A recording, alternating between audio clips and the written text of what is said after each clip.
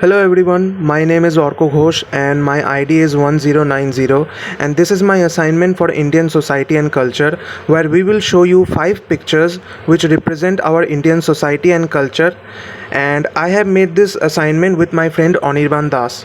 So the first picture is of Victoria Memorial, which is a large marble building on the Maidan in central Kolkata, having its entrance on the Queen's Way.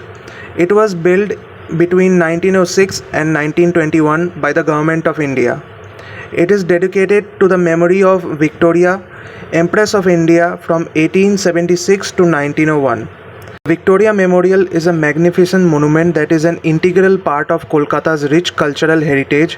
It is a symbol of India's colonial past and its struggle for independence, and it represents the culture and historical ties between India and Britain.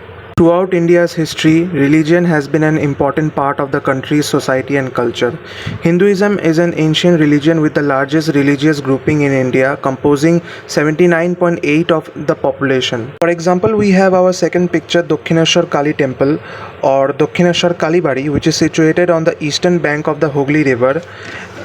This temple was built in 1855 by Rani Rashmoni, a zamindar and a devotee of Kali. The temple is known for its association with Ramakrishna and Ma Saroda Devi in 19th century Bengal.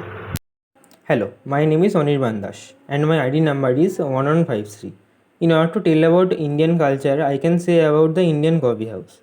The Indian Coffee House of College Street was founded in 1876. It has been a place for chatting merrily to the people. Many famous persons such as Manna De, Sunil Gangopadhyay, Aparna Sen, Satyajit Ray are associated with the coffee house. Nowadays, it has become a popular place for the youngsters. Swami Vivekananda was a Hindu monk and one of the most distinguished spiritual leaders of India. He was born on 12 January 1863. As a patriot saint, he encouraged and inspired the people of India. His ancestral house is situated at 105 Vivekananda Road, Kolkata. In present day, his house has been refurbished as a museum, which stands as a temple for the people. Now our last topic is agriculture. As India is an agricultural country, about 51% of total land of India is under cultivation.